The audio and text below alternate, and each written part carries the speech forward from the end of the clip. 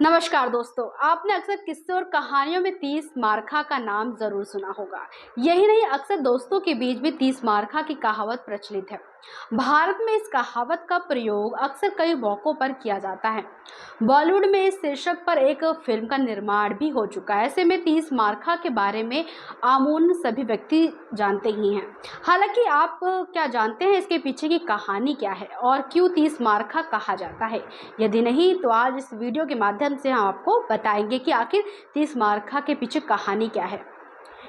30 मार्खा प्रसिद्ध नाम क्यों है? 30 मार्खा को लेकर कहानी है कि वह एक गरीब परिवार से था और उसके परिवार में एक बूढ़ी माँ थी। बेटा जब बड़ा हुआ तो माँ ने बेटे को कुछ काम की तलाश करने के लिए कहा।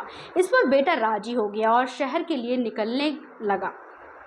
माँ रास्ते में ही खाने के लिए बेटे को 4 मीठे पराठे दिए। बेटा थोड़ी दूर चला और उसे भूख लग गई। रास्ते में बेटे ने पराठे खाने शुरू किए तो उसके पास मधुमक्खियाँ पहुँच गई। इस पर बेटे ने मधुमक्खियों को मार दिया। जब उसने मधुमक्खियों की गिनती की तो वे 30 निकली। इस पर उसने अपना नाम 30 मार्खा रख लिया। इसके बाद वह शहर में पहुंचा तो उसने एक दुकानदार को बताया कि उसने 30 लोगों को युद्ध में मार गिराया। दुकानदार ने उसकी कदकाठी देखी तो उसने विश्वास कर लिया कि ये बात राजा तक पहुंच गई। कुछ ही देर में शहर में एक शेर के पहुंचने की खबर फैल गई और लोग डरने लगे। राजा ने 30 मार्खा को अपने दरबार में बुलाया और उसकी वीरता की प्रशंसा करते हुए शेर को पकड़ने के लिए कहा। इस पर 30 मार्खा एक बंदूक के साथ शेर को पकड़ने के लिए निकल पड़ा। हालांकि वह डरा हुआ था। 30 मार्खा थोड़ी दूर पहुंचा तो उसने देखा कि बारिश में एक कुम्हार अपनी मटकियों को जल्दी से अंदर कर रहा था। इस पर 30 मार्खा ने कुम्हार से कहा कि शेर आया है, जल्दी अंदर चले जाओ। लेकिन कुम्हार का जवाब था उसे शेर से नहीं बल्कि टपके से डर लगता है।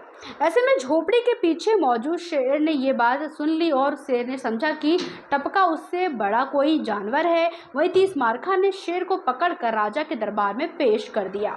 राजा ने अनजान होते हुए उसे वीर समझा और उसे सेनापति बना दिया। इससे 30 मार्खा बहुत ज़्यादा खुश हो गया। एक दिन किले पर दुश्मनों का आक्रमण हुआ और 30 मार्खा को आगे किया गया। हालांकि 30 मार्खा को घुड़सवारी नहीं आती थी। ऐसे में उसने खुद को घोड़े से बांध लिया। घोड़े ना जब युद्ध में दौड़ लगाना शुरू किया तो बीच में एक गड्ढा पड़ा जिससे 30 मार्खा डर गया और उसने पेड़ पकड़ लिया और लेकिन 30 मार्खा के घोड़े से बंधे होने के कारण पेड़ उखड़ गया, जिससे दुश्मनों को लगा कि 30 मार्खा काफ़ी पहलवान है, बलवान है, जिससे पेड़ को उखाड़ दिया और वे पीछे हट गए और 30 मार्खा वीर साबित हुआ।